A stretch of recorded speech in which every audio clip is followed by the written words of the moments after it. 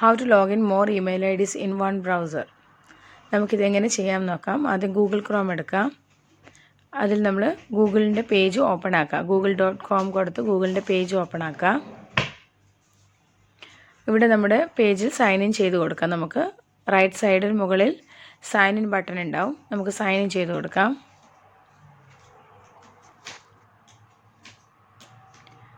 നമുക്കിതിൽ user name കൊടുക്കുക, അതായത് മെയിൽ ഐ ഡി ഏതാണെന്ന് വെച്ചാൽ അത് എഴുതി കൊടുക്കുക.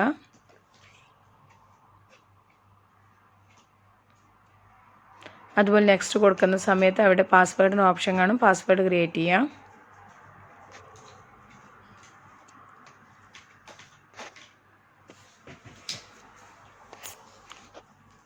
ഇപ്പോൾ നമുക്കിവിടെ ഒരു മെയിൽ ഐ ഡിയിൽ ജോയിൻ ആയിട്ട് കാണാം. അപ്പം നമ്മൾ സാധാരണ ഗതിയിൽ ഒരു മെയിൽ ഐ ഡി ഓപ്പൺ ആക്കി കഴിഞ്ഞാൽ അതിൽ ആ ബ്രൗസറിൽ എത്ര ടാബ്സ് ഓൺ ആക്കി കഴിഞ്ഞാലും സെയിം മെയിൽ ഐ ഡി തന്നെ ലോഗിൻ ആയിട്ട് കിടക്കുന്നതാണ് നമ്മൾ പൊതുവേ കാണാറ്. അപ്പോൾ ഞാനിവിടെ യൂട്യൂബ് എടുത്തു. യൂട്യൂബ് പേജിൻ്റെ അകത്ത് രണ്ടാമത്തെ ടേബിളും സെയിം ഐ ഡിയാണ് കിടക്കുന്നത്. അതുപോലെ ഞാനൊരു ടാബും കൂടെ ഓപ്പൺ ആക്കാം. അതിലും നിങ്ങൾക്ക് കാണാം സെയിം ഐ ഡിയാണ് ഉള്ളത്.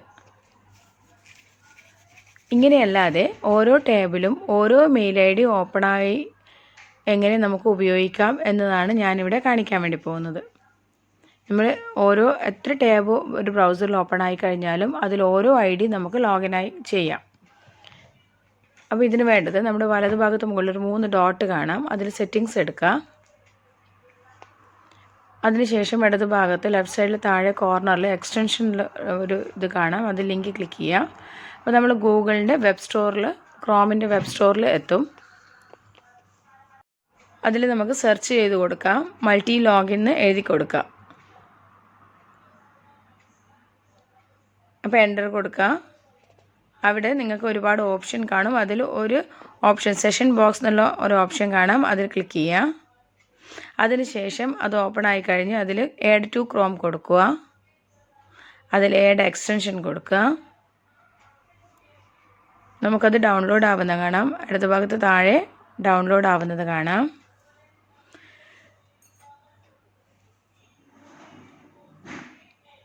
അത് ഡൗൺലോഡ് ആയി കഴിഞ്ഞ് കഴിഞ്ഞാൽ ഓട്ടോമാറ്റിക്കായിട്ട് ഒരു പുതിയ ടാബ് ഓപ്പണായി സെഷൻ ബോക്സിൻ്റെ ടാബ് ഓപ്പണായി കിടക്കും. ഇനി നമുക്ക് അതിൻ്റെ ബാക്കിലുള്ള ബാക്കി ടാബ്സെല്ലാം ക്ലോസ് ചെയ്ത് വെക്കാം. അതിനുശേഷം നമുക്ക് എക്സ്റ്റൻഷനിൽ ക്ലിക്ക് ചെയ്ത് കഴിഞ്ഞാൽ അവിടെ പിൻ ചെയ്യാൻ, അതായത് സെഷൻ ബോക്സ് പിൻ ചെയ്യാനുള്ള ഓപ്ഷൻ ഉണ്ട്. അവിടെ പിൻ എക്സ്റ്റൻഷൻ കൊടുക്കുക.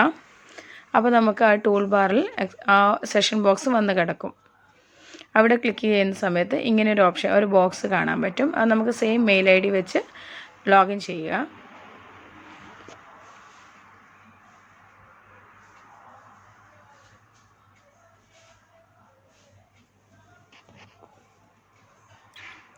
ലോഗിൻ കൊടുക്കാം.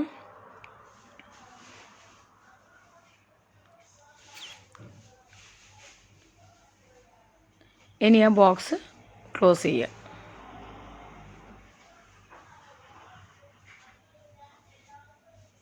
ഞാൻ നേരത്തെ ചെയ്ത് വെച്ചാണ്, ഞാൻ അതൊന്ന് ഡിലീറ്റ് ചെയ്യാണ്. അപ്പം ഇത് ഒരു ബോക്സ് ക്ലോസ് ചെയ്യാം. ഇനി നമുക്ക് ഒന്നുകൂടെ അത് ഓപ്പൺ ചെയ്യാം. അതിൽ നിങ്ങൾക്ക് കാണാം, അതിലൊരു 2-3 ലിങ്ക് കാണാം. അതിൽ ഈ ക്രോസ് ബട്ടൺ ക്ലിക്ക് ചെയ്ത് കഴിഞ്ഞാൽ ഒരു പുതിയ ടാബ് ഓപ്പണായി വരും. അതിൽ ഒരു ബോക്സ് ഓപ്പണായി വരും. അതിലൊരു പേര് കൊടുക്കുക. നിങ്ങൾ എത്ര ടാബ് ഓപ്പൺ ആക്കുന്നു അതിൽ അത്രയും പേര് കൊടുക്കാം. ഓക്കെ കൊടുത്തു കഴിഞ്ഞാൽ ഒരു പുതിയ പേജിൽ സൈൻ ഇൻ ബട്ടൺ ക്ലിക്ക് ചെയ്യുക. നമുക്ക് പുതിയൊരു ഇമെയിൽ ഐ ഡി, നേരത്തെ കൊടുത്തതല്ല വേറെ ഒരു ഇമെയിൽ ഐ ഡി കൊടുക്കുക. സൈൻ ഇൻ ചെയ്യുക.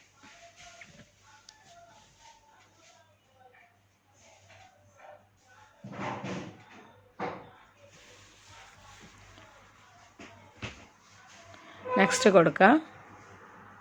നമ്മളതിൽ നിങ്ങൾക്ക് കാണാം വലതുഭാഗത്ത് മുകളിൽ നമ്മൾ വേറെ ഒരു ഇമെയിൽ ഐ ഡി വെച്ചിട്ട് ലോഗിൻ ചെയ്ത് ഇരിക്കുന്നത്. അതുപോലെ സെഷൻ ബോക്സ് ക്ലിക്ക് ചെയ്യുക, ആഡ് ക്ലിക്ക് ചെയ്യുക. അത് കഴിയുമ്പോൾ ഇതുപോലെ പുതിയ പേജ് വരും. അതുപോലെ സെഷന് പുതിയൊരു പേര് കൊടുക്കുക. ഓക്കെ പ്രസ് ചെയ്യുക.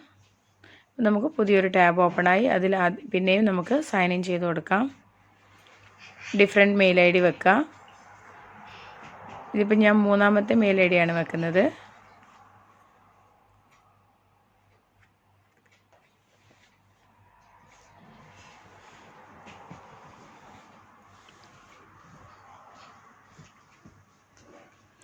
ഇതുപോലെ നമുക്ക്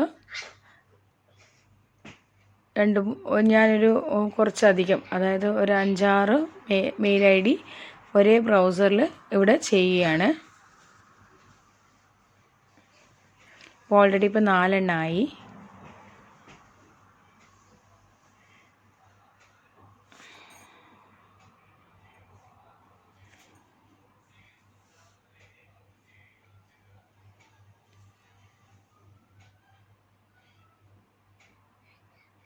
പലർക്കും ഒഫീഷ്യലായും പേഴ്സണലായും ഒന്നിലധികം മെയിൽ IDകൾ ഉപയോഗിക്കേണ്ടതായി വരുന്ന സമയത്ത് നമ്മുടെ ഈ ഒരു സിംഗിൾ ബ്രൗസറിൽ ഇങ്ങനെ ലോഗിൻ ചെയ്ത് വെച്ച് കഴിഞ്ഞാൽ നമുക്കത് ഡിഫറെൻറ്റ് യൂസിന് ഉപകാരപ്പെടും. അതുപോലെ തന്നെ നമുക്കധികം വിൻഡോസ് കമ്പ്യൂട്ടറിൽ ഓപ്പൺ ആക്കി വെക്കാതെ ചെയ്യാം. അപ്പോൾ ഇതുപോലെ ഈ സെഷൻ ബോക്സിന് പേര് കൊടുക്കുന്ന സമയത്ത് നമുക്ക് ഇഷ്ടമുള്ള പേര് ഐഡൻറ്റിഫൈ ചെയ്യാം. ഓരോ മെയിൽ IDയും ഐഡൻറ്റിഫൈ ചെയ്യാനാണ് സെഷൻ ബോക്സിന് പേര് കൊടുക്കുന്നത്. അപ്പോൾ നിങ്ങൾക്ക് ഇനി അത് ആ ബ്രൗസർ എടുക്കുന്ന സമയത്ത് അത് ഓൾറെഡി അവിടെ സേവായി കിടക്കും. അപ്പോൾ നിങ്ങൾക്ക് ആ പേര് ഐഡൻറ്റിഫൈ ചെയ്തിട്ട് ആ മെയിൽ ID ഓപ്പൺ ആക്കി ഓരോ ടാബിലും ഓപ്പൺ ആക്കി വെക്കാം.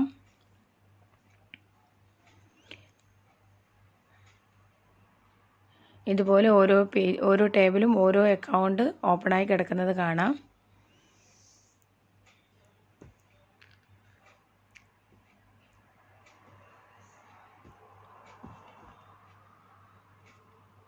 വളരെ ഈസിയായി ചെയ്യാവുന്നതാണ്. അതുപോലെ തന്നെ വളരെ യൂസ്ഫുൾ ആയിട്ടുള്ള ഇൻഫർമേഷനാണ്.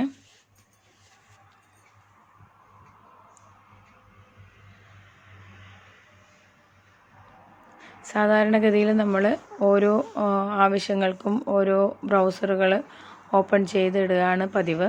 അപ്പോൾ ഇങ്ങനെ ഒരു കാര്യം ഉണ്ടായിക്കഴിഞ്ഞാൽ നമുക്ക് ഒരു ബ്രൗസറിൽ തന്നെ ഡിഫറെൻ്റ് ID ലോഗിൻ ചെയ്ത് ഡിഫറെൻ്റ് യൂസേഴ്സിന് നോക്കാം. അപ്പോൾ ഇതുപോലെ നിങ്ങൾക്കിവിടെ കാണാം, ഓരോന്നിലും ഞാൻ ഓരോ മെയിൽ ID ഓപ്പൺ ആക്കി വെച്ചിരിക്കുന്നത്. ഇനി നമുക്കിതിൽ ഓരോന്നിലും ഓരോ പേജസ് വേണമെങ്കിൽ ഓപ്പൺ ആക്കി നോക്കാം. ഞാനിവിടെ ഒരു യൂട്യൂബ് പേജ് എടുത്തു.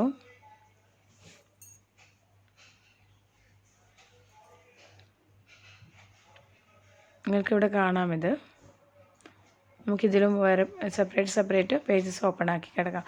സാധാരണ ഒരു ബ്രൗസറിൽ ഒരു യൂട്യൂബ് ഇത് എടുത്തു കഴിഞ്ഞ് കഴിഞ്ഞാൽ നെക്സ്റ്റ് ടാബ് ഓരോ ടാബ് ഓപ്പൺ ചെയ്താലും പെട്ടെന്ന് അത് റിഫ്രഷ് ചെയ്യുന്ന സമയത്ത് ആദ്യം ലോഗിൻ ചെയ്ത് അതേ മെയിൽ IDയിലോട്ട് അത് റിഫ്രഷായി പോകുന്നത് കാണാം. പക്ഷേ ഇവിടെ അതുപോലെയല്ല. ഇവിടെ ഓരോ ടാബിലും ഓരോ അക്കൗണ്ടാണ് ഞാൻ ഓപ്പൺ ആക്കി കാണിച്ചിരിക്കുന്നത്. അപ്പോൾ എല്ലാവർക്കും ഇങ്ങനെയുള്ള ഇൻഫർമേഷൻസ് ഉപകാരപ്പെട്ടെങ്കിൽ വീഡിയോസ് മറ്റുള്ളവർക്കായി ഷെയർ ചെയ്ത് കൊടുക്കുക. അതുപോലെ തന്നെ ചാനൽ ഇഷ്ടപ്പെട്ട് കഴിഞ്ഞാൽ സബ്സ്ക്രൈബ് ചെയ്യുക. ഇതുപോലെയുള്ള ഇൻഫോർമേറ്റീവ്സ് വീഡിയോസ് എക്സ്പ്ലോറിംഗ് ടാലൻസിലൂടെ ഞാൻ ഇനിയും ഇടും. അപ്പോൾ എല്ലാവരും സപ്പോർട്ട് ചെയ്യുക.